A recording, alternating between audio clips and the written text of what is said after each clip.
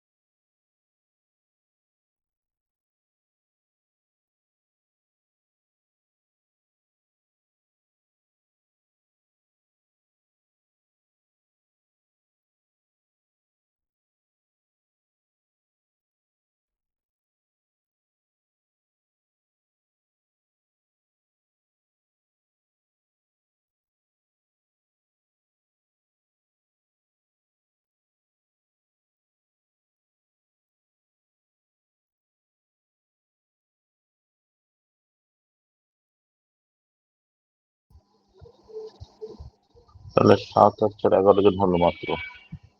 আমরা এই কাজ শুরু করে দিব, অনেকক্ষণ তো হয়ে যাচ্ছে। আমাদের ক্লাসে সবচেয়ে বড় সমস্যা হচ্ছে এইটাই যে আমি সবাইকে একসঙ্গে পাই না।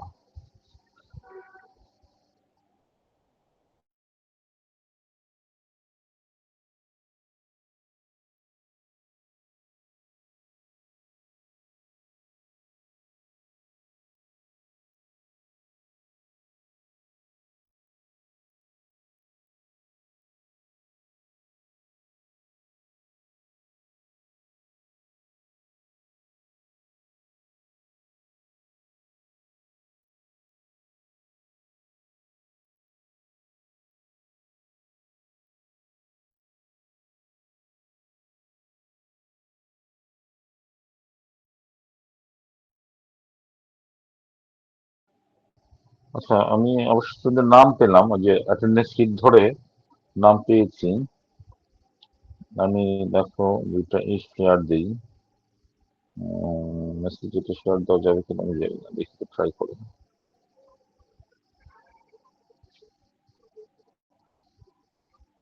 তোমার অ্যাটাচমেন্ট দেওয়া যাবে? আচ্ছা, গ্রুপে দিয়ে দিচ্ছি তাহলে অ্যাটাচমেন্টটা। হ্যাঁ, হ্যাঁ স্যার, গ্রুপে দিয়ে গ্রুপে দিচ্ছি। দিয়ে দেন, সুবিধা হবে, তাহলে বিষয়গুলো বুঝতে পারবো যে কে কে এখানে আছে নাই। ওদের আইডি আইডি এবং নাম তো আছে এখানে, সেটা দেখতে পারবে তোমরা। আইডি এবং হ্যাঁ হ্যাঁ নামগুলো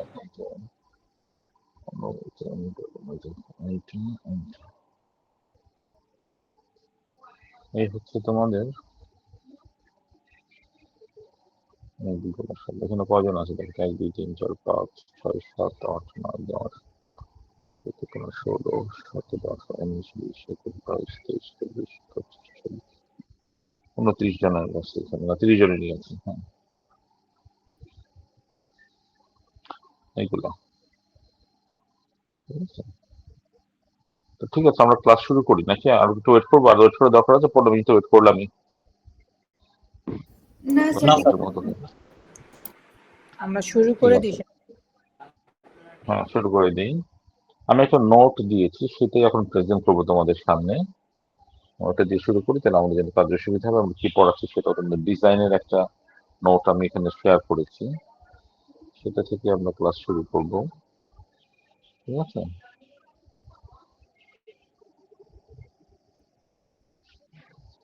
আমি এটা আপনার এটাকে শেয়ার দিচ্ছি স্ক্রিনে।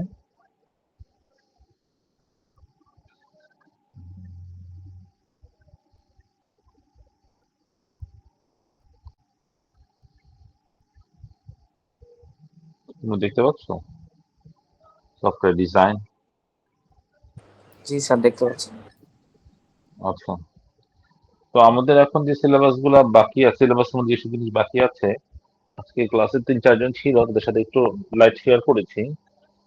তো এটা একটু আরেকবার আমি লিস্ট করে দিব না তারপরেও, কারণ লিস্ট আমরা ফাইনাল করব যে এই দিনের মধ্যে, কারণ একটা মিটিং হবে আমাদের মধ্যে একটা, আগামীকাল মিটিং আছে, তারপর আমি লিস্ট ফাইনাল করে দেবো যে আমাদের ফাইনালে কি কি থাকবে।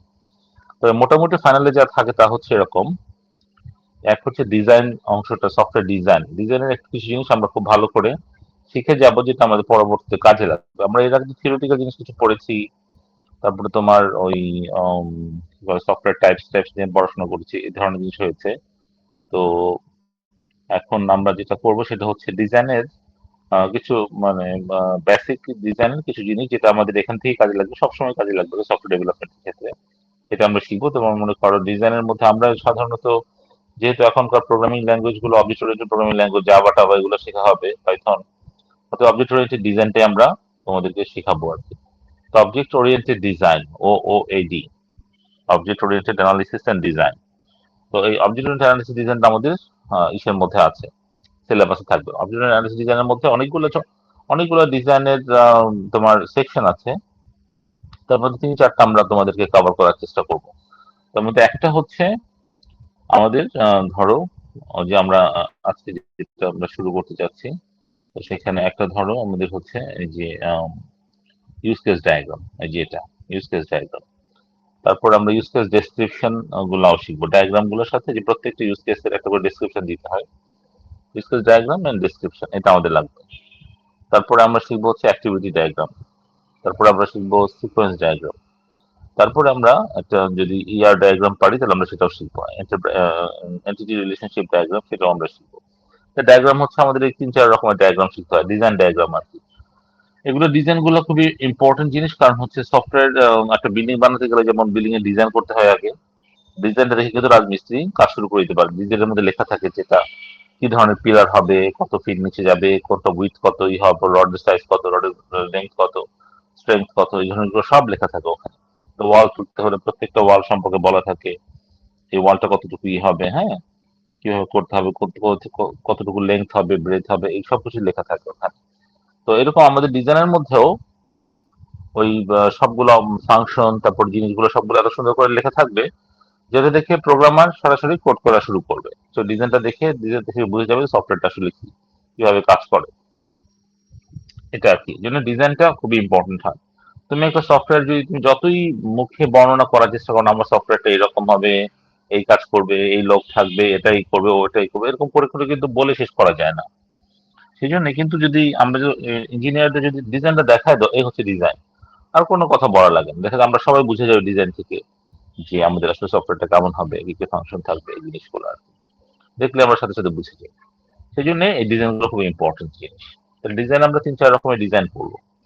এছাড়া আমাদের প্রজেক্ট ম্যানেজমেন্টের কিছু জিনিস আমাদের পড়া লাগবে, যেমন মনে করো আমরা ওই সিকিউরিটির ক্ষেত্রে কিছু জিনিস পড়তে পারি, হ্যাঁ, টাইম ম্যানেজমেন্ট জিনিস পড়তে পারি। টাইম ম্যানেজমেন্টের মধ্যে আমাদের প্রজেক্ট নেটওয়ার্ক ডায়াগ্রাম ড্র করতে হতে পারে। তারপরে তোমার কস্ট ম্যানেজমেন্ট মানে কোকোমো মডেল, কিভাবে আমরা কস্ট, সফটওয়্যার কস্ট কিভাবে আমরা অ্যানালিসিস করি, বা কস্ট কিভাবে আমরা প্ল্যান করি, সেই জিনিসটা আমাদের থাকতে পারে। তারপরে আমাদের এখানে তোমার টাইম কস্ট, তারপরে তোমার এখানে সিকিউরিটির কথা বললাম, রিস্ক ম্যানেজমেন্টের কথা জিনিস আসে, অনেক রিস্ক কিভাবে ম্যানেজ করতে হয় সেই জিনিসটা আমাদের পড়া লাগবে। তারপরে তোমার আরো এরকম ছোট ছোট কিছু জিনিস আছে আর কি। টেস্টিং এর কিছু জিনিস আছে, টেস্টিং সফটওয়্যার কিভাবে টেস্ট করা, যেমন black box testing, white box testing, এরকম কিছু জিনিস থাকে। তো আমরা তোমাকে কালকে পরশু এটা ফাইনাল করে দিব যে আমাদের ফাইনালে কতগুলো টপিক থাকবে। তো ডিজাইন যে থাকবে ব্যাপারে কোনো সন্দেহ নেই, ডিজাইন থাকবে আমাদের। ডিজাইনের মধ্যে আমরা 4টা জিনিস পড়ার চেষ্টা করবো, তবে এখানে সবচেয়ে অবিরহিত ডিজাইনের প্রাইমারি যে জিনিসটা, যেটা দেখে একদম পুরো সফটওয়্যার সম্পর্কে একদম বেসিক একটা আইডিয়া হয়ে যায়, সেটাই হচ্ছে আমাদের এই যে এই তোমার ইউজ কেস ডায়াগ্রাম। তো তারটা বলার আগে আমরা ডিজাইন নর্মালি শুরু করি, যেমন এখানে ছোট ছোট প্রশ্ন থাকতে পারে আমাদের এখানে থিওরিটিক্যাল, বড় একটা প্রশ্নের সাথে। তারপরে ডিজাইন কি, ডিজাইন হচ্ছে আমরা তো নিজে তোমাদের বললাম আর্কিটেকচার ডিজাইন হতে পারে, অনেক ধরনের ডিজাইন হতে পারে। তারপরে তোমার এখানে requirement, transforming requirement and specification into a blueprint for developing software, মানে আমরা আমাদের আহ, একটা পুরো সফটওয়্যারের প্রসেস গুলোকে, যত রিকোয়ারমেন্ট আছে সেগুলোকে এবং স্পেসিফিকেশন গুলোকে যখন আমরা একটা ব্লুপ্রিন্টের মতো করে প্রেজেন্ট করব, যেটা দেখে ডেভেলপ করা যাবে, সেটাকে বলা হয় ডিজাইন। এখানে খুব সুন্দর করে কথাগুলো বলছে, তোমরা এটা জাস্ট এমনিতে দু একটা পড়ে রাখো, যদি ডিজাইন কেন প্রয়োজন, কেন দরকার, সেই জন্য তোমার এখানে রাখতে হবে। ডিজাইনে কি কি কাজ, অ্যাক্টিভিটিস আছে। অ্যাক্টিভিটিস ইন ডিজাইন ফেজ, এই নোটটা ইম্পর্টেন্ট। মাঝে মাঝে আমাদের প্রশ্ন এখান থেকে আসে, গতবারও আসছিল এখান থেকে প্রশ্ন ফাইনালে। তবে তোমরা এটা পড়ে রাখবা। আর এখানে পড়াটা বিশেষ তোমরা এরকম যে ডিজাইন অ্যাক্টিভিটিস কি কি আছে, system design, high level design, low level design, হ্যাঁ, detail design, low level, data design, ডেটা বেসের কথা যদি আমরা বলি, ডেটা ডিজাইন, হ্যাঁ। তারপরে তোমার ডেটা ডিজাইনের কিছু জিনিস হয়তো তোমাদের এখানে আমরা দিতে পারি। এখানে দেখো এটি আমাদের ইয়ার ডায়াগ্রাম, তারপরে যে কথাটা বলা আছে এন্টারপ্রাইজ, আমরা যেটা পড়তে চাইবো আর কি, এটা স্কিমা, ইয়ার ডায়াগ্রাম যদি পারি আমরা তোমাদের পড়াবো। Interface design, UI, interface design হচ্ছে ইউআই, মানে হচ্ছে আমাদের ফ্রন্ট এন্ড কেমন হবে, মানে দেখতে কেমন লাগবে, এই ধরনের জিনিসগুলো আর কি। কম্পোনেন্ট ডিজাইন, বিভিন্ন ধরনের কম্পোনেন্ট গুলো কি কি, যেমন এখানে বলছি যে specific function of an authentication, এখানে planning integration point between components. আচ্ছা ঠিক আছে, বিভিন্ন রকম ছোট ছোট কম্পোনেন্ট গুলোর মধ্যে যদি আমরা আলাদা করে কোনো ইম্পর্টেন্ট কম্পোনেন্ট থাকে সেগুলোকে আলাদা করে যখন সেটা সিকিউরিটি ডিজাইন, যে কিভাবে আমরা সিকিউরিটি দিব ডেটাগুলোকে, এনক্রিপশন থাকবে কিনা, তো সেই ধরনের বিষয়গুলো ডিজাইন। তাহলে আমাদের অ্যাক্টিভিটিস হচ্ছে 6টা, ডিজাইন ফেজের অ্যাক্টিভিটিস হচ্ছে আমাদের 6টা: system design, detail design, data design, interface design, component design, security design. ঠিক আছে, এর প্রত্যেকটা আবার নিচে বর্ণনা করা আছে, হাই লেভেল ডিজাইন কি, লো লেভেল ডিজাইন কি, তারপর এরকম হাই লেভেল লো লেভেলের মধ্যে পার্থক্য কি। ঠিক আছে, high level design low level ডিজাইনের মধ্যে পার্থক্য কি। তো এগুলো তোমরা একটু পড়বা, ক্লাসে আমরা আরো ডিটেল ডিসকাস করব। আজকে শুধু আমরা ওই যে যেটা অবজেক্ট ওরিয়েন্টেড প্রথম যেইটা, সেটা নিয়ে আমরা একটু কথা বলতে চাচ্ছি আর কি। তো গুড ডিজাইনের ক্যারেক্টারিস্টিক্স, আমরা যেমন গুড সফটওয়্যার ক্যারেক্টারিস্টিক্স পড়েছিলাম, এখানে গুড ডিজাইনের ক্যারেক্টারিস্টিক্স গুলো বলা হচ্ছে আর কি। বলা হচ্ছে ইউজার সেন্টার, মানে ইউজাররা ইজিলি বুঝতে পারবে জিনিসটা, ইউজারদের কথা চিন্তা করে এটা করা হবে, মানে এমন ডিজাইন বানানো হবে না শুধু টেকনিক্যাল লোকজনই বুঝবে, ইউজার সেন্টার্ড হবে জিনিসটা, হ্যাঁ। ফাংশনালিটি, ফাংশনালিটি গুলো বোঝা যাবে সুন্দর করে, সিম্পলিসিটি, অ্যাস্থেটিক অ্যাপেল, দেখতে সুন্দর লাগবে জিনিসটা, অ্যাস্থেটিক অ্যাপেল মানে দেখতে সুন্দর লাগবে, হিবিজিবি হবে না আর কি। আমরা যেমন বলি যে পরীক্ষার মধ্যে আচ্ছা মোটামুটি করে আঁকো, কিন্তু না বুঝতে পারলে তো স্পষ্ট হতে হবে জিনিসটা। এখানে একটা জিনিস আছে অ্যাস্থেটিক অ্যাপেল, যখন মানুষকে আমরা প্রেজেন্ট করতে যাব তখন যেটা সুন্দর হয়, সেই জন্য আর কি তোমার ডায়াগ্রামের ক্ষেত্রে বলেছে সুন্দর করতে। অ্যাক্সেসিবিলিটি, স্কেলেবিলিটি অ্যান্ড ফ্লেক্সিবিলিটি, এটার মধ্যে কিছু জিনিস বাউন্ডারিও থাকবে, আবার ফ্লেক্সিবলও থাকবে, সবটা মিলানো একটা জিনিস আছে। ইমোশনাল কানেকশন, মানে এটা দেখে মনে হবে যে খুব ইজি, সফটওয়্যারটা বানানো কি কাজ করতেছে সেটা যেন স্পষ্ট হয়। ইমোশনাল কানেকশন হচ্ছে এইটা আর কি, মানে একটা জিনিস দেখে হিবিজিবি হিবিজিবি হিবিজিবি বা অনেক বড় মনে হলে লোকজন তো ভয় পাবে, লোকজন তো বুঝবে না যে এর মধ্যে আসলে কি হচ্ছে। এই জন্য ইমোশনাল কানেকশন মানে জিনিসটা দেখতেই আমার কাছে খুব ভালো, হ্যাঁ জিনিসটা খুব সুন্দর আছে, খুব ভালো করবো এরকম। আচ্ছা, এখানে আমরা যখন বললাম যে ইউজ কেস ডায়াগ্রামের কথা, যে প্রথম আমরা অবজেক্ট ডিজাইনের মধ্যে যে ডায়াগ্রাম বা ডিজাইনটা আমরা শিখবো সেটা হচ্ছে ইউজ কেস ডায়াগ্রাম। তো এখানে প্রথমে একটা সিনারিও, এই সবগুলো এই ধরনের প্রশ্ন ডায়াগ্রাম নিয়ে যত প্রশ্ন আছে, ইউজ কেস ডায়াগ্রাম, তারপরে তোমার অ্যাক্টিভিটি, তারপরে তোমার পরে যেগুলো নাম আমরা বললাম, যেগুলো আমরা বলবো তোমাদের দু একদিনের মধ্যে দিয়ে দিব, তো সেগুলার এই ধরনের প্রশ্নের মধ্যে কিন্তু সিনারিও থাকবে। হ্যাঁ, এই সিনারিও অনুযায়ী প্রশ্ন হবে আর কি। তো সিনারিও মানে একটা সফটওয়্যারের মধ্যে যদি তুমি সাধারণত তুমি যদি চিন্তা করো যে কোনো সফটওয়্যারের ক্ষেত্রে কি হয়, তো সফটওয়্যার নিশ্চয়ই কোনো ইউজার ইউজ করবে, তাই না? সফটওয়্যারটা যদি বিজনেস সফটওয়্যার হয়, যদি কমার্সের সফটওয়্যার হয়, তাহলে নিশ্চয়ই অনলাইনে ক্লায়েন্ট থাকবে যারা কিনা অনলাইনে কেনা বেচা করবে, অনলাইন বায়ার্স থাকবে। আর অনলাইন বায়াররা যখন কোনো অর্ডার দিয়ে বা কোনো কিছু করবে, তাহলে এই পাশে নিশ্চয়ই একজন অ্যাডমিন থাকবে। অ্যাডমিন আবার সেটাকে অ্যাপ্রুভ করবে বা রিজেক্ট করবে, কিছু করবে, তাই না? তো এরকম জিনিসগুলো তোমার থাকা লাগে আর কি। আবার মনে করো কোনো অফিসের সফটওয়্যার যদি হয়, ধরুন এখানে যেমন যেটা বলছে library management system, library management system মধ্যে কি থাকতে পারে? লাইব্রেরিতে সাধারণত কি করে, স্টুডেন্টরা হোক বা ইসেরা হোক, এদেরকে বলা হয় কি, এরা হচ্ছে তোমার বই এখানে বড় করে, তাই না? বই তারা ধার নেয়, বড় অথবা লাইব্রেরি মেম্বার। হ্যাঁ, এরা হচ্ছে একটা লাইব্রেরি মেম্বার্স, যারা বই ধার নেয়।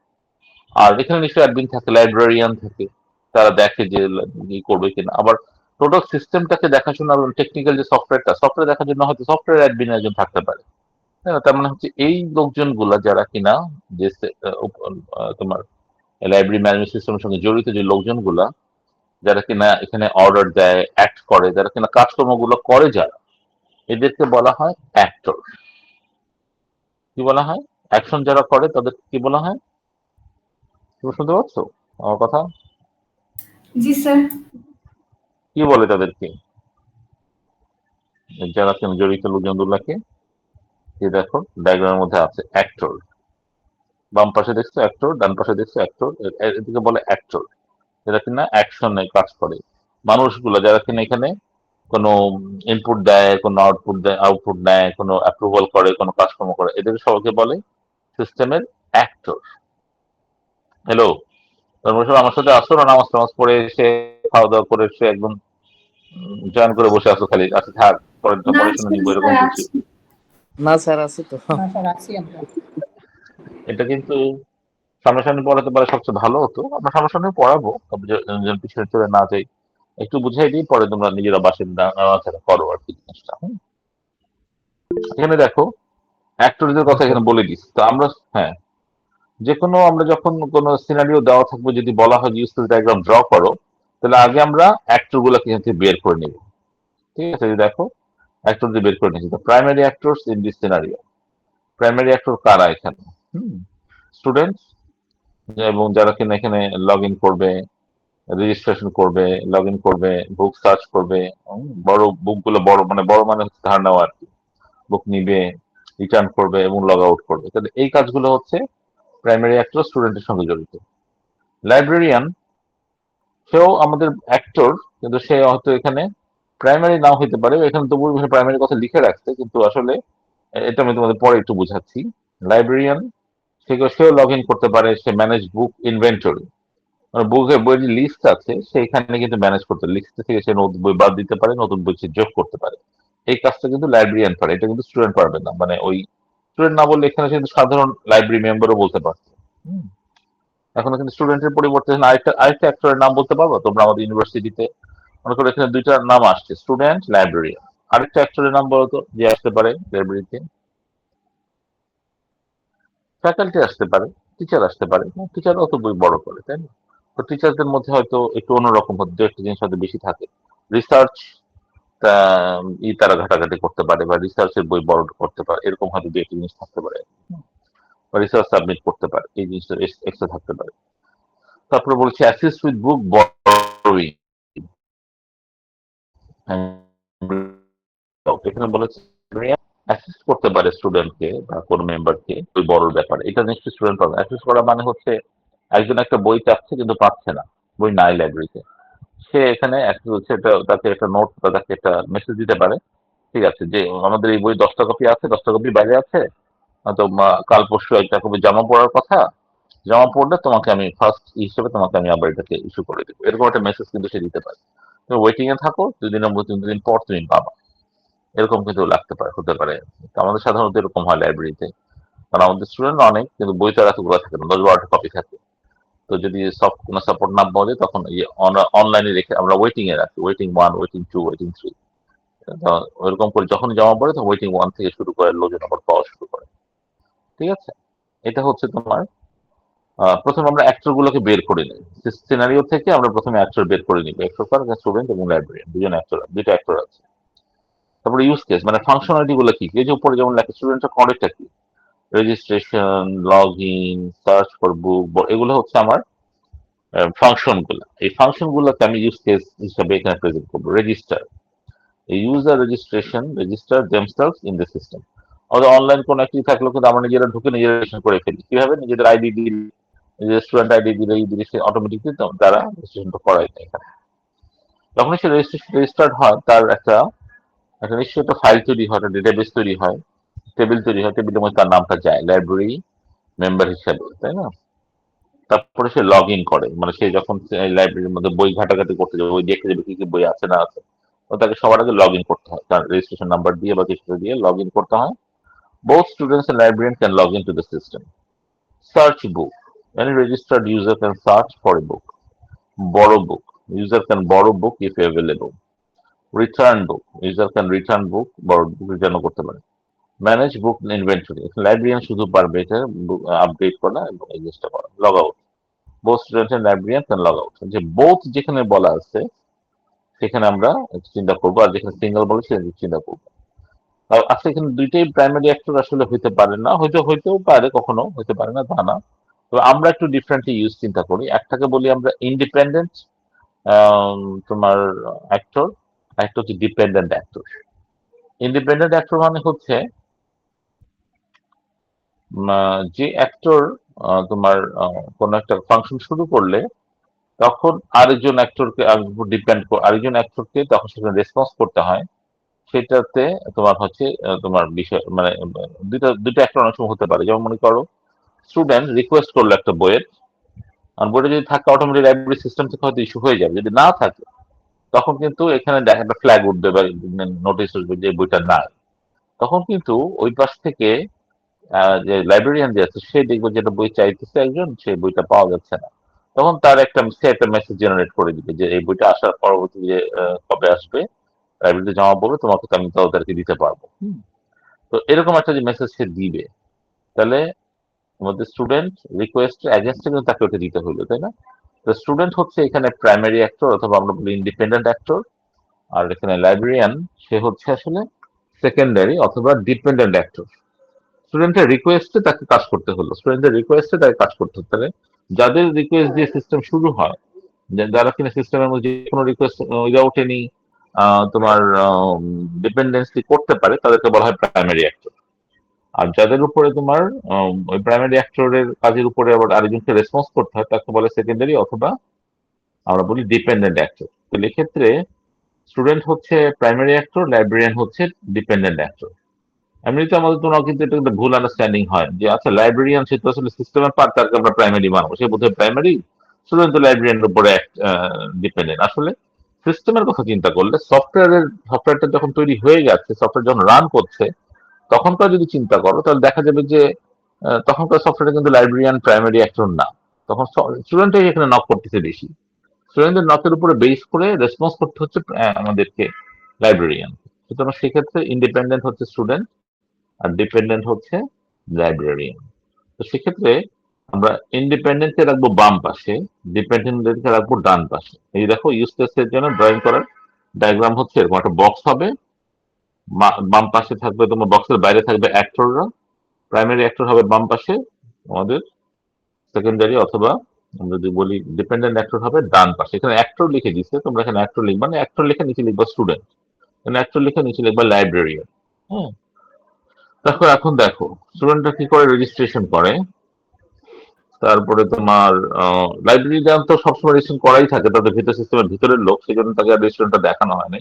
স্টুডেন্টদের রেজিস্ট্রেশনটা খুব কমন, স্টুডেন্টরা রেজিস্ট্রেশন করে, সেই জন্য দেখো রেজিস্ট্রেশনটাকে প্রত্যেকটা জিনিসকে কিন্তু এরকম একটা ওভাল শেপ, একটা ইসের মধ্যে রাখা হয়, গোল না কিন্তু ওভাল শেপ, কিন্তু এই ডিমের মতো দেখতে।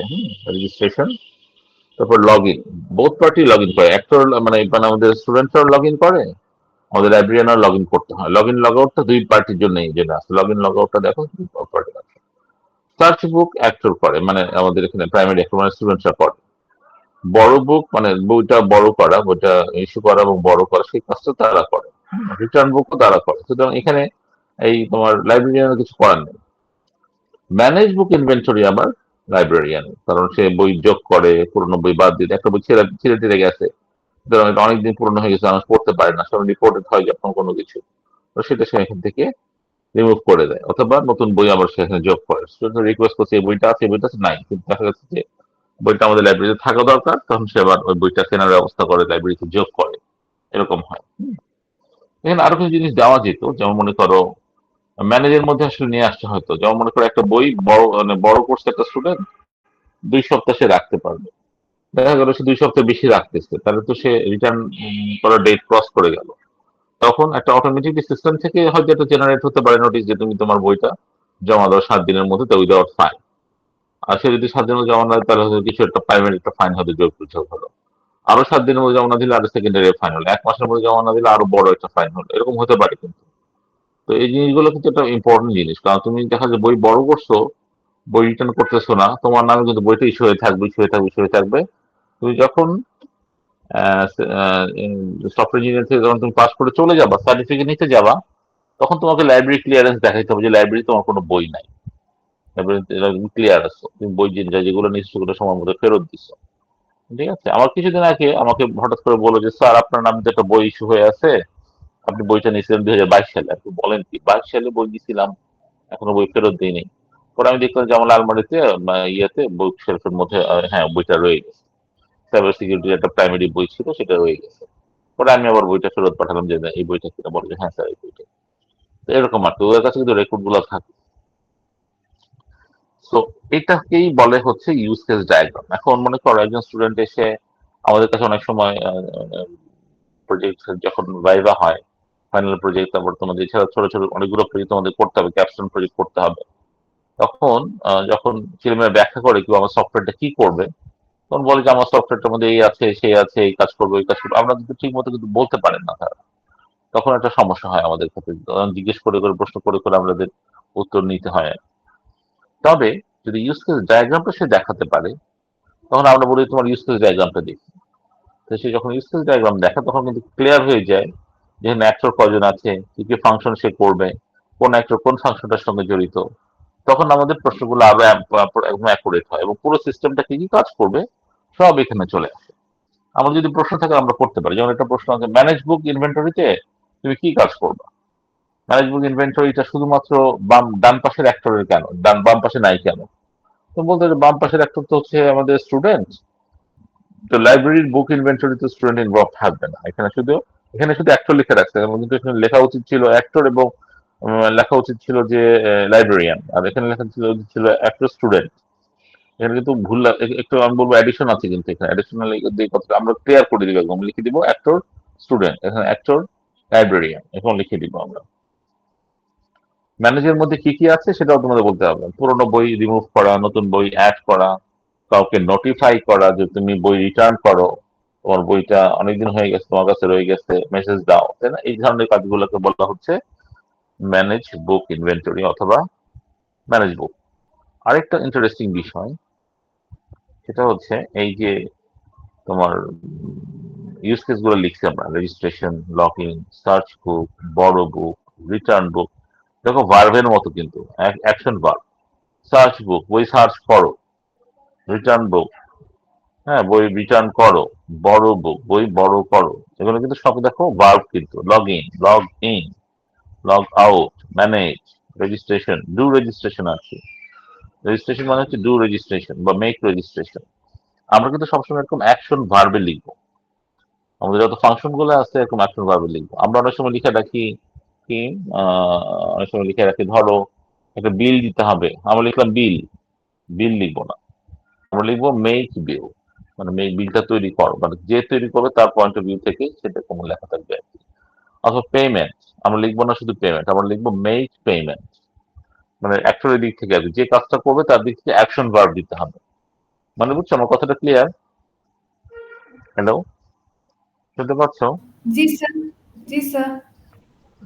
তো এইটাকেই বলে হচ্ছে ইউজ কেস ডায়াগ্রাম। খুবই সিম্পলি পুরো প্রজেক্টটাকে সুন্দর করে করা। তো আমাদের ক্ষেত্রে প্রশ্ন হবে সিনারিও দিয়ে, বলা হবে যে এই সিনারিও জন্য তুমি একটা ইউজ কেস ড্র করো। মিনিমাম ফাংশন কথা তুমি যদি বলে দেয় ফাংশন গুলো, তাহলে তো তুমি তোমার ক্লিয়ার। ফাংশন না বলা থাকলে ওখানে তোমার লেখা থাকবে যে এখানে তোমার স্টুডেন্টরা ওই যে এই কাজে লগ ইন করতে পারবে, সার্চ করতে পারবে, বড় কথা আমার বলছে ওগুলো হচ্ছে যেগুলো যেগুলো করতে পারবে বলবে, সেগুলো হচ্ছে এই যে বৃত্তের যে গোল গোল ইয়ের মধ্যে যাবে আর কি। আমরা কিন্তু এইভাবে আঁকবো। অনেক লোকজন কিন্তু এখানে অ্যাক্টরটাকে কিন্তু অন্যরকম বানায় ফেলবে, হ্যাংম্যান টাইপের অ্যাক্টর না, এরকম আমরা কিন্তু এইভাবেই রাখবো। এটা কিন্তু কনভেনশনাল, মানে হচ্ছে এটা হচ্ছে প্রথা। তুমি যদি এই যে চারদিকে যে বক্সটা যদি না দাও, তোমার কিন্তু ভুল হয়ে যাবে ড্রয়িং ডায়াগ্রাম। তুমি যদি বক্সের বাইরে অ্যাক্টরকে না দিয়ে বক্সের ভিতরে দিয়ে দাও, আবার আরেকটা বক্স বাইরে দিয়ে দাও, তাহলেও কিন্তু ভুল হয়ে যাবে। এবং এটা এইভাবেই আঁকার নিয়ম। এবং ফিগারের নিচে লিখতে হবে figure use case diagram for library management system, এভাবে কিন্তু লিখতে হবে জিনিসটা, লেবেলিং করতে হবে। এটাকে বলে কনভেনশন অথবা প্রথা। প্রথাগতভাবে কিন্তু সবাই পৃথিবীর এভাবেই লেখে, স্ট্যান্ডার্ড। বুঝতে পারছো? তুমি ইচ্ছা করে মানুষটাকে তুমি বড় বড় চোখ দিয়ে, নাক দিয়ে, মুখ দিয়ে বড় বড় দুটো মানুষ এঁকে দিলাম, তাহলে কিন্তু হবে না। এরকম করে অ্যাবস্ট্রাক্ট মানুষই আঁকতে হবে। হুম, এগুলো কিন্তু এগুলোকে বলা হয় হচ্ছে কনভেনশন। এই কনভেনশনাল সিস্টেমটা আমাদের রাখতে হবে। এখন এটা গেল আমাদের হচ্ছে ইউজ কেস ডায়াগ্রাম। এখন ইউজ কেস ডায়াগ্রামের মধ্যে প্রত্যেকটা ইউজ কেস কিভাবে কাজ করতেছে, রেজিস্ট্রেশনটা কিভাবে হয়, যে প্রথমে অ্যাক্টর রেজিস্ট্রেশনটা করার জন্য কি সিস্টেমে ঢুকবে, সে তার রেজিস্ট্রেশন বাটন ক্লিক করবে, সে তার ডেটাগুলো ইনপুট করবে। এখানে একটা কাজ আছে না, বেশ কিছু 1 2 3 4 5 একটা কাজ আছে কিন্তু, ওইটাকে বলে তোমার ডেসক্রিপশন, ইউজ কেস ডেসক্রিপশন। তার মানে ইউজ কেসটার সাথে দুইটা জিনিস জড়িত, use case diagram and use case description. এর নিচেই ডেসক্রিপশন গুলো আছে, যেমন এই যে দেখো প্রত্যেকটা ইউজ কেসের জন্য একটা করে ডেসক্রিপশন লিখতে হয়। যেমন এখানে হলো প্রথম দেওয়া আছে use case registration, use case description 1 registration, use কেসের নাম হচ্ছে রেজিস্ট্রেশন। গোল হচ্ছে student must be logged in, মানে গোল হচ্ছে মানে রেজিস্ট্রেশন করার পর কি হবে, স্টুডেন্টরা এখান থেকে লগ ইন করতে পারবে, তাই না? এটা হচ্ছে গোল। রেজিস্ট্রেশন না করলে কিন্তু লগ ইন করতে পারবে না। Student must be logged in, মানে মাস্ট বি লগড ইন না, আমি তোমার student can be logged in after registration, এরকম একটা হতে পারে। গোল হচ্ছে student can be logged in. আচ্ছা, এখানে একটা প্রি কন্ডিশন, মানে এটা এই রেজিস্ট্রেশন করার আগের পূর্ব শর্ত কি, users name must have access for registration. Users must have access for registration, মানে তাকে রেজিস্ট্রেশন করার অ্যাক্সেস থাকতে হবে, এটা হলো প্রি কন্ডিশন। এখানে অ্যাক্সেস থাকতে হবে মানেটা হচ্ছে, আমি আরো ক্লিয়ার করে দিই, তুমি এখানে যা খুশি তাই লেখো, এখানে এরকম না যে কোনো নির্দিষ্ট শব্দ লিখতে হবে। তুমি এখানে বলতে প্রি কন্ডিশন, মানে এই রেজিস্ট্রেশনের তোমার প্রি কন্ডিশনটা হচ্ছে তাকে আগে স্টুডেন্ট হইতে হবে, তাই না? ড্যাফোডিলে স্টুডেন্ট না হয়ে সে কিন্তু রেজিস্ট্রেশন করতে পারবে না। এটাই হচ্ছে users must have access for registration. এখন কার অ্যাক্সেস থাকবে এখানে, ড্যাফোডিল স্টুডেন্টের অ্যাক্সেস থাকবে আমাদের ড্যাফোডিল লাইব্রেরিতে। তুমি এখানে লিখতে পারো users must have student ID, তুমি এখানে লিখতে পারো। প্রি কন্ডিশন হচ্ছে স্টুডেন্ট আইডি নিয়ে এখানে আসতে হবে। হ্যাঁ, এটা হলো প্রি কন্ডিশন, মানে এই রেজিস্ট্রেশনের precondition. Success end condition, successful end condition মানে হচ্ছে রেজিস্ট্রেশন হয়ে যাওয়ার পর তার কি হবে, তো হচ্ছে হচ্ছে বুক বড়। আচ্ছা, যে এখানে সাকসেস ফর এন্ড কন্ডিশন বলতে বোঝাচ্ছে যখন রেজিস্ট্রেশনটা শেষ হয়ে গেল, তারপর যখন সে বই বড় করবে বা কোনো কিছু করবে, তখন তো লিখতে এইটা এটা ইয়ার নোটিফিকেশন আসবে, বুক বড় successfully, notification book is unavailable. আচ্ছা, এখানে একটা ছোট বিষয় আছে, সেটা হচ্ছে কি, তোমার এখানে বড় বুকটা কোথায় আছে একটু দেখি, সার্চ বুক, তারপরে এখানে বড় বুক, হ্যাঁ। আহ, আচ্ছা, এখানে কিন্তু একটু দেখা যাচ্ছে যে এটা চেক করুক, এটা কোনো একটা ইস্যু থেকে আমরা নিয়ে আসছি তো। লাইব্রেরিতে রুম বুক সাকসেসফুলি হবে না, এটা আসলে বুক তোমার এটা হলো টেক্সট বুক সাকসেসফুলি হওয়ার কথা, ঠিক আছে? বড় বুক সাকসেসফুল এখানে হওয়ার কথা, বড় বুক সাকসেসফুল। আচ্ছা, এখানে কিন্তু নোটিফিকেশনটা সাকসেস এন্ড ক্রাইটেরিয়া কন্ডিশন কিন্তু এখানে লিখছে না যে বড় বুক সাকসেসফুল, বড় বুক সাকসেসফুল হবে না। এখানে কি হয় বলো তো, ভুল আছে কিন্তু, নোটিফিকেশনে ভুল আছে। আমরা তো রেজিস্ট্রেশনে কাজ করছি, রেজিস্ট্রেশন সাকসেসফুল, এইটা আসবে তোমার success end condition. Failed end condition হবে registration not incomplete, registration not done, ঠিক আছে, আনএবল রেজিস্ট্রেশন তোমার আহ, করা হয় নাই, ঠিক আছে, নট কমপ্লিটেড, এটা হবে তোমার ফেইল্ড কন্ডিশন। প্রাইমারি একটা স্টুডেন্ট, ঠিক আছে, তারপরে সেকেন্ডারি একটা এখানে দরকার নাই, কারণ অটোমেটিকলি করা হবে। ট্রিগার, যেটা দিয়ে শুরু হয়, স্টুডেন্ট ইনিশিয়েটস এ বরোইং রিকোয়েস্ট, বরোইং রিকোয়েস্ট না, এখানে কিন্তু দেখো তোমরা বুঝতে পারতেছো না, একটা ভুল আছে, রেজিস্ট্রেশন এবং বড় দুইটার মধ্যে ভুল করে ফেলছে এখানে। এটা আমরা তো একটা নোট থেকে দিচ্ছি, সে নোটটা একজন স্টুডেন্টের বা কারো বানানো একটা কিছু ছিল, কোনো জায়গা থেকে দেওয়া হয়েছে এটা মনে হয়। এই নোটটা, এটা কিন্তু ঠিক নাই। আচ্ছা, এটা আমি তোমাদেরকে ঠিক করে, ঠিক আছে, ক্লাসের মধ্যে আমরা এটা ঠিক করবো। হ্যাঁ, কোথায় কোথায় জিনিসটা হবে ঠিক করবো। আচ্ছা দেখো, মেন সাকসেস সিনারিও মানে আমরা কিভাবে কাজটা শুরু করব। স্টুডেন্ট ইনিশিয়াল স্ট্যান্ড, এখানে তো বড় রিকোয়েস্ট চলে আসছে, এটা বড় রিকোয়েস্ট না, কিন্তু এখানে আসবে হচ্ছে registration request. Student registration request করবে, তারপর স্টুডেন্টকে একটা ফাইল দিতে বলা হবে, স্টুডেন্ট তার এন্টার ইনফরমেশন গুলো এন্টার করবে। যদি সেই ইনফরমেশন গুলো কারেক্ট হয় তখন তাকে বলবে রেজিস্ট্রেশন একটা নাম্বার দিবে, তোমার লাইব্রেরি কার্ড নাম্বার হচ্ছে এইটা। স্টুডেন্ট তারপরে সেটা নিয়ে একটা ইউজার নেম এবং পাসওয়ার্ড দিতে বলা হবে। ইউজার নেম পাসওয়ার্ড দেওয়া হয়ে গেলে তখন স্টুডেন্টকে বলা হবে তোমার রেজিস্ট্রেশন কমপ্লিট, তুমি তখন লগ ইন করতে পারো। অল্টারনেটিভ, অনেক সময় আছে রেজিস্ট্রেশন না করতে পারলে তার এটা নাই বা কোনো কিছু নাই, তখন বললাম যে ট্রাই এগেন, তোমার আবার এটা নিয়ে আসো। তো তখন যদি অল্টারনেটিভ মানে কোনো কারণে রেজিস্ট্রেশন না করতে পারে, তার স্টুডেন্ট আইডি মিলে নাই, তো তোমার student ID doesn't match, student doesn't form, হ্যাঁ তোমার এই হচ্ছে না, তুমি ওই যে আবার ঠিক করে আনো, এই ধরনের মেসেজ টেসেজ দেওয়া হবে আর কি। এটাকে বলে ডেসক্রিপশন। আচ্ছা, ডেসক্রিপশন আমি ঠিক করে দিব তোমাদেরকে, এখানে ভালো হয়েছে, ভুলটা ধরা পড়ে গেছে এখানে, ঠিক আছে। কি জয়েন করতেছে এখন, আমাদের তো প্রায় শেষ পর্যায়ে আছি আমরা, হ্যাঁ জয়েনিংটা চলে গেল, আরেকবার জয়েন করতে বলো। তো এখন আমরা তাহলে ইউজ কেসটা মোটামুটি দেখলাম, ইউজ কেস হচ্ছে এই জিনিসটা। আর প্রত্যেকটা ইউজ কেসের ডেসক্রিপশন দিতে হয়। এখন তোমাদের পরীক্ষার মধ্যে ইউজ কেস আঁকতে বলা হলে এইটুকু আঁকবো, তারপরে তোমাদের বলা হতে পারে ইউজ কেস ডায়াগ্রাম আঁকো এবং দুইটা ইউজ কেসের ডেসক্রিপশন দাও। নাম, তোমাদের নাম বলে দিবে যে রেজিস্ট্রেশন এবং লগ ইন, এই দুইটা ডেসক্রিপশন। সবগুলো ডেসক্রিপশন চাইবে না, কারণ একটা ডেসক্রিপশন কত বড় দেখছো তো, ধরো এতগুলো ডেসক্রিপশন দিতে গেলে তো আমাদের পরীক্ষায় শেষ হয়ে যাবে। অর্থাৎ একটার বা দুইটার আমরা রেজিস্ট্রেশন আমরা হয়তো চাই। আমরা হয়তো এখানে সবচেয়ে ইম্পর্টেন্ট হচ্ছে এখানে বড় বুক অথবা তোমার হচ্ছে যে রিটার্ন বুক, এই জিনিসগুলোতে ইন্টারেস্টিং, তো আমরা বলতে পারি যে বড় বুক এবং রিটার্ন বুকের তোমার ডেসক্রিপশন লেখা। তো আমরা এরকম দুটো চাইতে পারি, ডেসক্রিপশন গুলোতে 4 নম্বর পর্যন্ত থাকে, 3 থেকে 4 নম্বর পর্যন্ত থাকে, ঠিক আছে ডেসক্রিপশন করতেছি। সো ঠিক আছে। আর তোমার এই যে ডায়াগ্রামের মধ্যে কিন্তু তোমাদের যতগুলো আমি দেখা যায় 1 2 3 4 5 6 ছয়টা ডায়াগ্রাম যদি বলা থাকে তাহলে নাম্বারটা হবে এখানে 6টার জন্য 3 নাম্বার, আর এখানে 4 5 সব মিলে 4 থেকে 5 নাম্বার পর্যন্ত থাকতে পারে, এরকম একটা যদি ইউজ কেস ডায়াগ্রামের মধ্যে আঁকতে কিন্তু মাত্র 5 মিনিট লাগে। তো আমি তোমাদের বলেই দিচ্ছি যে প্রথমে তোমরা ইউজ কেস ডায়াগ্রাম সিনারিও থেকে ডায়াগ্রামের আগে অ্যাক্টর গুলোকে বের করবা, তারপর ইউজ কেস গুলোকে বের করবা। যে এরকম আর কি, এই যে এখানে যে লেখা আছে এগুলোর অ্যাক্টর, স্টুডেন্ট এবং librarian, use cases, register, log in, search book, borrow book, return বুক, মানে এগুলো আমরা লিখে নিই। তারপর নিচে ডায়াগ্রামটা ড্র করে ফেলবো, এক্স্যাক্টলি এখানে যেভাবে দেওয়া আছে এইভাবে আমরা ড্র করে ফেলবো। ড্র করে তবে এখানে একটা বিষয় আছে, অ্যাক্টর নিচে নামটা লেখা নাই, আমরা অ্যাক্টর নিচে নাম লিখে দিব, এখানে অ্যাক্টরের নিচে নাম লিখে দিব। আর এখানে তোমার আরো কিছু জিনিস আছে, এখানে তোমাদের আমি দেখাবো, সেটাকে বলে যে এক্সক্লুডিং ইনক্লুডেড কিছু বিষয় আছে, সেটা আমি দেখাই দিব ক্লাসের মধ্যে। আর নিচে এরকম একটা ডায়াগ্রাম দিব। আমি তোমাদের একটা ভিডিও শেয়ার করব এখন, এটা একটা অ্যাডভার্টাইজমেন্ট আসলে, যে ওদের লুসিড চার্ট যে সফটওয়্যারটা আছে ওটা দিয়ে আঁকা যায় তো বিভিন্ন রকমের ড্রয়িং এর জন্য, তো ওদের একটা লিঙ্ক আমি শেয়ার করবো, ওটা দেখলে তোমরা দেখবে যে কিভাবে ইউজ কেস ডায়াগ্রাম ড্র করতে হয়। সেখানে খুব সুন্দর করে ওরা এই জিনিসটা বলে দিচ্ছে যেভাবে ইউজ কেস ডায়াগ্রাম ড্র করতে হয়, ঠিক আছে। ওটা দেখলে তোমাদের আরো আইডিয়া হবে আর কি জিনিসটা। এই ছিল আমার মোটামুটি ক্লাস। এখন তোমরা রেসপন্স করো প্লিজ। হ্যালো, সব ঘুমাইতেছো জয়েন করে দিয়ে? না স্যার। না স্যার, আছি স্যার। না স্যার, ডায়াগ্রাম ঘুমাচ্ছি কিন্তু না, আছি স্যার। এখানে যদি ধরো যে আমরা অবজেক্ট, আচ্ছা আচ্ছা, একটা কথা হচ্ছে আমাদের ডায়াগ্রাম তো থাকবেই, আমরা জানি যে সফটওয়্যার ডায়াগ্রাম ডিজাইন আমাদের থাকবেই। কারণ ডিজাইন থেকে আমাদের এখন শুরু হচ্ছে, আগের গুলো থাকবে না, পরের গুলো থাকবে। এই ডিজাইন থাকা মানে হচ্ছে ইউজ কেস ডায়াগ্রাম আসবেই। 90% সম্ভাবনা হচ্ছে ইউজ কেস ডায়াগ্রাম একটা দিবেই তোমাকে, সিনারিও এবং ইউজ ডায়াগ্রাম। কিন্তু নিশ্চিন্তে তুমি এখন ইউজ কেস ডায়াগ্রাম ড্র করা শুরু করো, বিভিন্ন কেস স্টাডি নামাবা এবং ড্র করা শুরু করবা। এবার যে তোমার ইউজ কেস সার্চ করলে use case diagram, case study and use case diagram, এবার তুমি সার্চ করো, দেখবে যে অনেক ইউজ কেস ডায়াগ্রামের কেস স্টাডি এবং ইউজ কেস ডায়াগ্রাম দেওয়া আছে।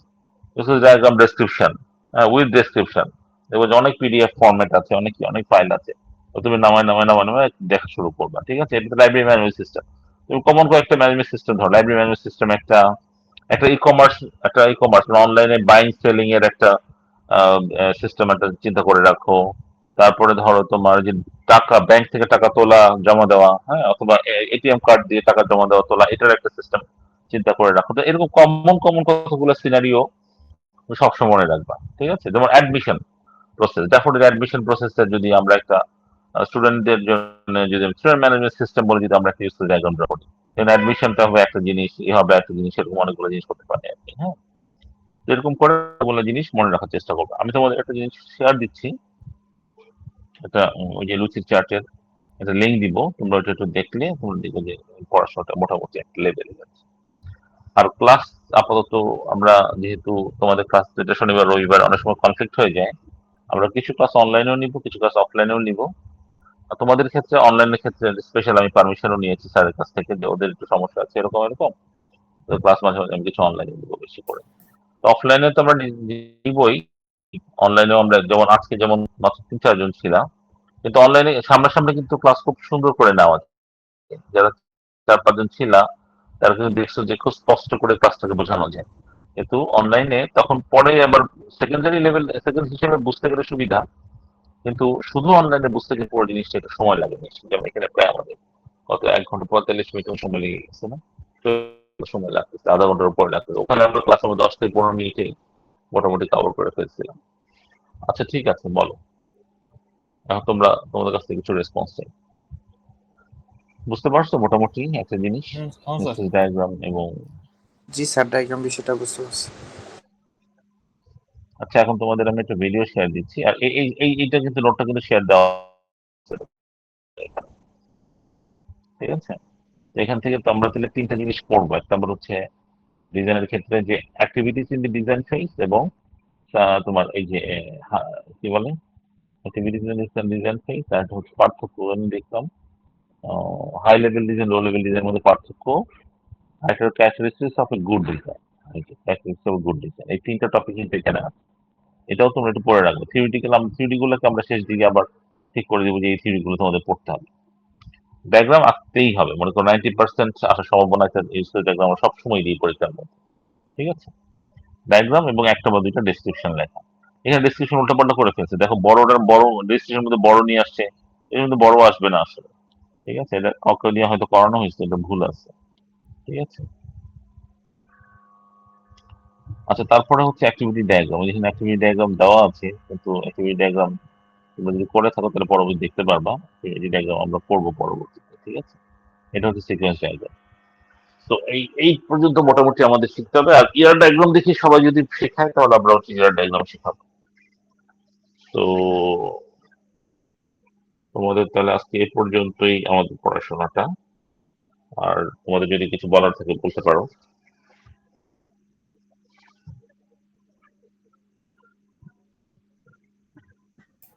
স্যার আমাদের যদি অ্যাসাইনমেন্টটা একটু আগে আগে বলে দিতেন তাহলে একটু মানে অল্প অল্প করে লিখে আগায় রাখতাম। ঠিক আছে, অ্যাসাইনমেন্টটা হচ্ছে আমি তোমাদের বলে দিই অ্যাসাইনমেন্টটা কি হবে। আমি অ্যাসাইনমেন্টটা একটু ফ্লেক্সিবল করে দিব, যেটা হচ্ছে সফটওয়্যার ইঞ্জিনিয়ারিং, যে আমাদের যে ইন্ট্রোডাকশন অফ সফটওয়্যার ইঞ্জিনিয়ারিং এ আমরা যত টপিক পড়েছি বা যা যা পড়তেছি তোমাদের তো আগে থেকে বলে দিচ্ছি এগুলো এগুলো থাকবে। এই সংক্রান্ত যে কোনো একটা বিষয়ের উপরে তুমি কোনো একটা ঘটনা, লেটেস্ট ঘটে যাওয়া কোনো একটা ঘটনা, যেটা কিনা তোমাদের অনলাইন কোনো নিউজ পেপারে বা অন্য কোথাও কোথাও ছাপা হয়েছে, সেটা তুমি নিয়ে আসবা। সেটা থেকে তুমি অ্যাসাইনমেন্ট, মনে করো একটা ঘটনা আমি তোমাদের বলি, যেমন আমরা সিকিউরিটির কথা বলতেছি বা কোনো কিছু কথা বলতেছি, হ্যাঁ, গত মাসে বা এরকম গত কয়েকদিন আগে, কত মাসে হতে পারে, গত বছর হলেও সমস্যা নাই, তবে অনেক বছর আগের না, লেটেস্ট একটা ঘটনা চাই আমরা। যে ঘটনার উপরে বেস করে আমাদের নতুন একটা জিনিস তৈরি করা হয়েছে, নতুন একটা কিছু আমাদের এখানে হয়েছে যে হ্যাঁ, যে স্টারলিংকের সঙ্গে বাংলাদেশের এরকম একটা করা হচ্ছে। হ্যাঁ, তো এখন তাহলে আমাদের সুবিধাটা কি হবে, আমাদের অসুবিধাটা কি হবে, অথবা কি হলো, হ্যাঁ, এই সংক্রান্ত কোনো কিছু হয়তো কোনো একটা পেপারে, কোনো একটা জার্নাল বা অনলাইন পেপারে ছাপা হয়েছে, একটা রিপোর্ট ছাপা হয়েছে। Starlink coming with the facilities that Starlink will provide us. এরকম একটা জিনিস হতে পারে না, স্টারলিংক যেসব ফ্যাসিলিটি আমাদেরকে দিবে সেই সংক্রান্ত, তো ওই রকম হয়তো পেপারের মধ্যে কোথাও আসছে, তুমি ওইটাকে ধরবা তোমার সোর্স। কোলাবোরেশন কি এরকম টাইপের? না না না না না, আমি শেষ করে নিই, তুমি কোনো প্রশ্ন করো না এখন, তুমি আগে আমার কথাটা শুনে নাও। তো বিষয়টা হচ্ছে, এখন পেপারে যদি ছাপা না হয়, তুমি একটা খবর পড়ছো কিন্তু এটা কোনো পেপারে আসে নাই, তাহলে আমি ওটা নিব না টপিক। কোন একটা পেপারে আসছে এবং সেটা অনলাইনে তুমি সার্চ করলে পাওয়া যাচ্ছে, যে সোর্সটা পাওয়া যাচ্ছে, যেটা বিবিসি ওয়ান থেকে আসছে, এটা তোমার ইন্টারন্যাশনাল যে ডব্লিউএইচও ডয়চে ভেলে থেকে আসছে, অথবা সেটা অনলাইন নিউজ পেপারে ছাপা হয়েছে, প্রথম আলোতে ছাপা হয়েছে, ডেইলি স্টারে ছাপা হয়েছে, কোনো যে কোনো একটা রিপোর্ট, এটা অবশ্যই সফটওয়্যার আমাদের ইঞ্জিনিয়ারিং রিলেটেড হইতে হবে কিছু একটা। মানে সফটওয়্যার মানে আইটি রিলেটেড, সফটওয়্যার রিলেটেড এরকম কিছু একটা হইতে হবে। তো এখন ওইখানে পেপার লিখছে যে আমাদের টেকনিক্যাল কথা লেখা আছে এখানে, যে কিভাবে কিভাবে ফ্যাসিলিটিটা বাংলাদেশে দেওয়া হবে। তখন তুমি ওইটা ধরো তোমার টপিক, তোমার টপিকের নামটা লিখবা যে আমার টপিকের এই হচ্ছে রিসেন্টলি আমরা শুনতেছি যে স্টার্লিং বাংলাদেশে তাদের সার্ভিসেস প্রোভাইড করবে। এটা হচ্ছে তোমার নিউজ সোর্স কি, হয়তো প্রথম আলো, ডেইলি স্টার, কিছু একটা নাম লিখে দিলাম, এত তারিখের নিউজ পেপারের এত তারিখের এই লিঙ্কটা ওখানে তুমি নিয়ে আসবে, অনলাইন লিঙ্ক। আচ্ছা, তারপরে তোমার এখানে আনবা যে ইন্ট্রোডাকশন, মেইন খবরটা এখানে তুমি দিলা যে এত তারিখের এইখানে পাওয়া গেছে, দেখা গেছে একটা খবর যে এখানে বলা হচ্ছে স্টার্লিং বাংলাদেশে তারা কি করবে, এখানে এর মাধ্যমে ইন্টারনেট সেবা প্রদান করবে। আচ্ছা, গেল অবজেক্ট, এই প্রথম ইন্ট্রোডাকশন গেল। এখন তুমি এখানে ডিটেল ফ্যাক্ট গুলা লিখবা, এর ফলে কি কি সুবিধা পাওয়া যাবে, কি কি জিনিস হবে। এখন এটা ফ্যাক্টস গুলা তুমি এরকম হতে পারে, ফ্যাক্টস এর মধ্যেও ইনফরমেশন দিয়ে দিতে পারো, অথবা আরেকটা জিনিস করতে পারো, ডিটেইল ডিটেইল ইনফরমেশন দিতে পারো, যেখানে টেকনিক্যাল কথা লেখা আছে, যেটা বা পৃথিবীতে এইভাবে জিনিসগুলো চলে, তার মাধ্যমে রেডিও অ্যাক্টিভিটি কোন ধরনের রেডিও ম্যাগনেটিক দিয়ে কেন এটা 24 আওয়ার পাওয়া যাবে, কেন এটি এরকম টেকনিক্যাল অনেক কথা লেখা আছে। টেকনিক্যাল কথাগুলো হচ্ছে আমাদের ইম্পর্টেন্ট জিনিস। যদি শুধুমাত্র অ্যাডভার্টাইজমেন্ট মূলক কথা থাকে যে এখানে এই হবে সেই হবে, কিন্তু আর কোনো টেকনিক্যাল কথা নাই, সফটওয়্যার ইঞ্জিনিয়ারিং এর রিলেটেড কোনো কথা নাই, তাহলে সেটাকে অ্যাভয়েড করবা, ওইটাকে টপিক হিসেবে নিবা। তবে একটা তুমি তুমি পড়বা সেটাই তোমার যে হবে তা কিন্তু না। তুমি এরকম সার্চ করবা, বেশ কয়েকটা পড়বা, 8-10টা পড়বা, দেখবো যে একটাকে তোমার মনে হবে যে হ্যাঁ এইটাকে আমি নিতে পারি। হয়তো রিসেন্টলি কোনো একটা ব্যাংকের বা কোনো একটা জায়গার কোনো একটা ইসের লিক হয়েছে, ডেটা লিক হয়েছে, বা একটা সিকিউরিটি, সাইবার সিকিউরিটি কোনো একটা ঝামেলা হয়েছে, নতুন একটা প্যাচ এনেছে, মনে করো আমাদের কোনো অ্যান্টিভাইরাস। তো এরকম যে কোনো নিউজ হতে পারে, সফটওয়্যার ইঞ্জিনিয়ারিং যে কোনো নিউজের উপরে, কিন্তু সেটাকে অবশ্যই অনলাইন কোনো একটা সোর্সে ছাপা হওয়া লাগবে, এবং সেখানে কিছু টেকনিক্যাল জিনিস থাকবে যে এইভাবে এইভাবে এটা করা হয়েছে। যেমন কিছুদিন আগে, কত বছর না তার আগের বছর বাংলাদেশে যে তোমার কি বলে নাইজেরিয়ান এক কিছু লোকজনগুলোকে টাকা চুরি করা শুরু করলো এটিএম থেকে। আগে যেটা করতো, এটিএম ব্যাংক থেকে টাকা চুরি করলে একজন মানুষ বের হয়ে গেল, আগে থেকে ওরা এটিএম বুথের মধ্যে একটা কার্ড ইনসার্ট করে ওখানে একটা তোমার দিয়ে রাখতো, ট্যাপ ট্যাপ একটা দিয়ে রাখতো, হ্যাঁ, রেকর্ডার দিয়ে ট্যাপ, মানে তোমার ওর মোট কথা হচ্ছে ডিজিটাল একটা দেওয়া থাকতো, ছোট একটা বিষয়, যে তুমি আগে একবার দিলাম, তখন মাঝখানে যে লোকটা আসলো তার ডেটা গুলো সেভ হয়ে থাকলো, সে পরে আবার আরেকটা কার্ড ঢুকে দিয়ে সে তার ডেটা গুলো, ইউজার নেম পাসওয়ার্ড গুলো সে তার এখানে নিয়ে আসতে পারতো। ঠিক আছে, তাতে কি হতো, পরে আবার সে তার ইউজার নেম পাসওয়ার্ড ইউজ করে ঢুকে তার তার অ্যাকাউন্ট থেকে টাকা ট্রান্সফার করে ফেলতো, টাকা ক্যাশ আউট করে ফেলতো। মনে করো 5,000 টাকা, 10,000 টাকা সে ক্যাশ আউট করে ফেলতো, কিন্তু করলে তো সাথে সাথে মেসেজ চলে যায় সেই লোকের কাছে, সে লোকও দেখতে পায় যে আমি তো টাকা ট্রান্সফার করি নাই। তারপর হয়, সুতরাং এই ক্ষেত্রে কিন্তু ধরা পড়ে যায় খুব তাড়াতাড়ি, ওদের তাড়াতাড়ি সরে পড়তে হয়, ওই বুথ থেকে সরে পালা যেতে হয়। কিন্তু যদি বুথ থেকে সরে পালাইতে না পারে, বা পালানোটা যদি রেকর্ডেড থাকে, আজকাল তো বাংলাদেশের রাস্তায় রাস্তায় তো থাকে বা ক্যামেরা থাকে, সুতরাং ট্রেস করা যাচ্ছে ওরা এই ব্রাঞ্চ থেকে বের হয়ে কোন দিকে গেল, দেখি সেখান থেকে বা কোন দিকে গেল, আবার কোন বাসায় যেয়ে ঢুকলো, ওর এভাবে কিন্তু ট্রেস করা যায়। এটা দিয়ে বেশি দূর সুবিধা পাওয়া যাচ্ছিল না। তারপরে কি করলো ওরা, একটা নতুন টেকনিক শুরু করলো, ওরা নতুন একটা তোমার এটিএম বুথের তোমার কন্ট্রোলটা নিয়ে নেওয়ার জন্য নতুন ধরনের একটা সফটওয়্যার, মানে তোমার এটাকে কি বলবো, এটাকে তো একটা একটা এটা তো ভাইরাস বলা যাবে না, এটাকে বলা হবে সেলফ মানে কন্ট্রোল নিয়ে নেওয়ার আর কি, ডেটাবেজের কন্ট্রোলটা নিয়ে নেওয়ার একটা জিনিস তৈরি করলো, যে কার্ড ঢুকাই দিলেই তোমার এই কার্ডটার কাজই ছিল যে যে কোনো কার্ড ঢুকালে কি হয়, আমাদের ইউজার নেম পাসওয়ার্ড চাই, ইউজার নেম পাসওয়ার্ড দেওয়ার সাথে সাথে যেটা হয় ওই তোমার ব্যাংকের যে ব্যাক এন্ডে যে ডেটাবেজ আছে, যে একজনের নামে যে কত টাকা জমা আছে, কত টাকা ওঠানো যাবে, সেটার সঙ্গে লিঙ্কটা তখন এটিএম কার্ডের যে এই মেশিনটার সঙ্গে তখন ওই সার্ভার মেশিনের একটা ইনফরমেশন লিঙ্ক হয়, হ্যাঁ। তো তখন এই লিঙ্কটা কেটে যায়, এই ইয়ারা ফ্রডরা কি করলো, ওই ডেটাবেজে ব্যাক এন্ডে ডেটাবেজের লিঙ্কটা কেটে দিত। মানে তখন এই মেশিনের সাথে ডেটাবেজের আর কোনো লিঙ্ক নাই, মেশিনের পুরো ইটাকে সেই মনে করো বা এই কার্ডের ইনফরমেশনটাকে মেশিন মনে করতো যে আচ্ছা আমি আমার ব্যাক এন্ডের ইনফরমেশন পাচ্ছি। তখন এখানেই সে বলতো যে আমাকে 50,000 টাকা বের করে দাও, একজন তো 50,000 বেশি বের, 20,000 20,000 করে 50,000 টাকা বেশি বের করা যায় না। সেরকম করে কোনো একটা যে কোনো অ্যাকাউন্ট দিয়ে দিলেই তখন সাথে সাথে বের হয়ে যেত, কিন্তু অ্যাকাউন্টের এগেনস্টে কিন্তু টাকাটা যেত না। এই তোমার এটিএম মেশিনের মধ্যে যে টাকাটা আছে সেখান থেকে টাকাটা কিন্তু ডিসপাচ হতো। তাতে কি হতো, ব্যাক এন্ডে কোনো খবরই যেত না, ঠিক আছে, ব্যাক এন্ডে কোনো খবর যেত না। দেখা গেল যে এটিএম এর টাকা দিয়ে গেছে, 10 লাখ টাকা জমা দিয়ে মানে ইশারা জমা দিয়ে গেছে, 10 লাখ টাকা উঠাই ফেলছে মানুষজন, কিন্তু ব্যাংক 10 লাখ টাকার মধ্যে দেখা যায় 8 লাখ টাকা মানুষ উঠাইছে, কিন্তু দেখা যাচ্ছে 10 লাখ টাকাই নাই, এটিএম ব্যাংক খালি হয়ে গেছে। কেন? এরকম তো হওয়ার কথা না। এরকম হইতে থাকে তাহলে কি সাথে সাথে ধরা যেত না, তাহলে খুব সুবিধা মতো ইশারা পার পেয়ে যেত, তারা অনেক দূরে চলে যেত, নিজেদেরই নষ্ট করে নিজেদের রেকর্ড করা হতো, জায়গা জায়গা চেঞ্জ করে ফেলতো, অনেক সময় পেতো আর কি তারা। তাহলে এটা খুব সুন্দর একটা ঘটনা। তাহলে এই জাতীয় সুন্দর ইনফরমেশন ঘটনা যেগুলো কিভাবে ঘটে, যেমন এখানে কিন্তু টেকনিক্যাল জিনিসটা বলা আছে যে ব্যাক এন্ডের কানেকশনটা কেটে যাইতো, তখন এই মেশিনটাই মনে করতো যে কার্ডের মধ্যে যা ইনফরমেশন আছে এইটাই আমার ওইখান থেকে সাধারণত ব্যাক এন্ড সার্ভার থেকে তো আসতে হবে যে হ্যাঁ ঠিক আছে ওর টাকা, ঠিক আছে তুমি ডিসপাচ করো টাকা, তুমি টাকা ওকে ক্যাশ আউট করো। তো এটা বললে না সে 20,000 টাকা ক্যাশ আউট করবে বা 30,000 টাকা ক্যাশ আউট মানে 50,000 টাকা ক্যাশ আউট করবে, কিন্তু এটা না করলে ও মনে করতো, মেশিন মনে করতো আমাকে অর্ডার দিচ্ছে ক্যাশ আউট করা। বুঝতে পারছো, এই যে টেকনোলজি যে সিস্টেম গুলা, এগুলো কিন্তু ওই রিপোর্ট গুলাতে লেখা ছিল। তা আমি চাই যে টপিকের উপরেই তুমি তোমার অ্যাসাইনমেন্টটা করো না কেন, যেখানে টেকনিক্যালি শব্দগুলো সুন্দর ব্যাখ্যাটা দেওয়া আছে, সেই রিপোর্টটাকে তুমি তোমার অ্যাসাইনমেন্ট সাবজেক্ট হিসেবে ধরবা। কোনো কমন অ্যাসাইনমেন্ট না, প্রত্যেকের জন্য আলাদা আলাদা সাবজেক্ট হবে। তাতে কি হবে, এটা যখন তুমি জমা দিবা, এটা যখন তুমি কোনো কিছু করবা, প্রেজেন্টেশন করবা, তখন তোমার এই ইনফরমেশনটা আমরা জানবো এবং সবাই জানবে। হ্যাঁ, প্রেজেন্টেশনের দিন সবাই জানতে পারবে যে আচ্ছা, তুমি খুব সুন্দর একটা জিনিস প্রেজেন্ট করতেছো, তুমি এবং অনেকে অনেক কিছু জেনে যাবে আর কি এটা থেকে, এটা হচ্ছে সুবিধা। তো এখানে স্যার দেখো তার মানে হাজার হাজার অ্যাসাইনমেন্ট আর প্রেজেন্টেশনের টপিক সেম তাহলে? সেম, হ্যাঁ, এটার উপরে অ্যাসাইনমেন্ট, এইটাকেই তুমি আবার প্রেজেন্টেশন আকারে তুমি তোমার কি বলে ই তৈরি করবা, পিপিটি তৈরি করবা। তখন ইন্ট্রোডাকশন পেজের মধ্যে তুমি কয়েকটা জিনিস পয়েন্ট পয়েন্ট সবসময় প্রেজেন্টেশন হবে বুলেট পয়েন্ট করে। আর সেই সংক্রান্ত যদি কোনো ছবি থাকে, ডায়াগ্রাম থাকে, সেগুলো নিয়ে আসবা।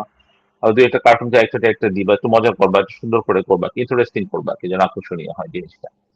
তো যেখানে ডায়াগ্রাম আছে, যেখানে সুন্দর ডিজাইন আছে, যেখানে এরকম তোমার টেকনিক্যাল জিনিসগুলো সুন্দর করে লেখা আছে, তো সেরকম একটা টপিক হলেই তোমার পুরো অ্যাসাইনমেন্টের প্রেজেন্টেশন সুন্দর হয়ে যাবে। তার মানে হচ্ছে আমাদের অ্যাসাইনমেন্ট প্রেজেন্টেশনটা ভালো হবে যদি আমরা একটা ভালো টপিক খুঁজে পাই। তাহলে আমরা সবার আগে যেটা করবো, কয়েক ঘন্টা 2-3 ঘন্টা আমরা সার্চ করবো, বিভিন্ন ভাবে নেটে সার্চ করবো news related, latest news related to software engineering, দেখবো যে হাজার হাজার নিউজ আসছে, কোনোটা এই সংক্রান্ত, কোনোটা ওই সংক্রান্ত, কোনোটা পিডিএফ বলে সার্চ দিতে পারো অথবা অনলাইন নিউজ পোর্টাল সার্চ দিতে পারো, হ্যাঁ। একটা সার্চ দিলে যে তুমি পাই যাবো তা কিন্তু না, গুগলে বিভিন্ন ভাবে সার্চ দিতে হয়। তো বিভিন্ন ভাবে সার্চ দিবা, সার্চ দিয়ে বিভিন্ন রকমের নিউজ খুঁজে খুঁজে বের করবা। তুমি নিজেই পড়ে দেখবা যে এখানে টেকনিক্যাল জিনিস লেখা আছে কিনা, হ্যাঁ, তারপর সুন্দর করে এটাকে দিলে আমার জন্য টপিকটা ভালো হবে কিনা, এরকম আর কি, ঠিক আছে। যেমন মনে করো যে আম, বলা হচ্ছে একটা কথা যে স্টারলিং কানেকশন থাকলে এটা এখন আর মানুষের কেটে যাবে না কখনোই, ইন্টারনেট কেটে যাবে না। কেন বলা হচ্ছে এই কথাটা, কি সুবিধার কারণে এটা কেটে যাবে না? হয়তো খুব বেশি বড় যে লাগবে তা কিন্তু না, আমাদের ম্যাক্সিমাম 1000 ওয়ার্ড মানে 2-3 পৃষ্ঠার মধ্যে হলে যথেষ্ট, ঠিক আছে। 500 to 1000 ম্যাক্সিমাম, এটুকু হলেই হবে। তো এটা কিন্তু তোমাদের অনলাইনে মানে হাতে লিখে জমা দিতে হবে না, তুমি করবা, ডক ফাইল করতে পারবে, ঠিক আছে। ডগ ফাইলে নিয়ে আসবা, কারণ তোমার বেশিরভাগই দেখা যাবে যে ইন্ট্রোডাকশন তুমি ওই নিউজ থেকে কপি করে পেস্ট করে দিতে পারতেছো। একটু ঠিক করতে হবে, কারণ তোমারটা তো অ্যাসাইনমেন্টটা তো তোমার মতো করে লেখা, যে from this sources and this I have found that, তোমার তো এই জায়গাগুলো ঠিক দু একটা কথা শুধু লিখে পর ওদের কথাগুলো তোমার কিন্তু করতে হবে, তোমার কিন্তু লিখতে হবে কম।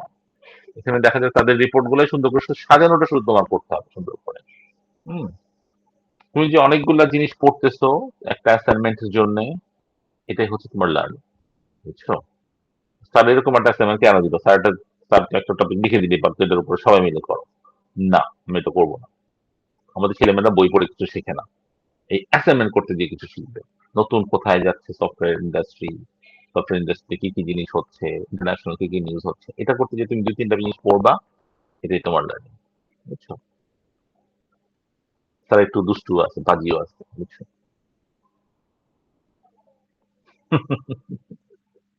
আচ্ছা, জি ঠিক আছে। স্যার।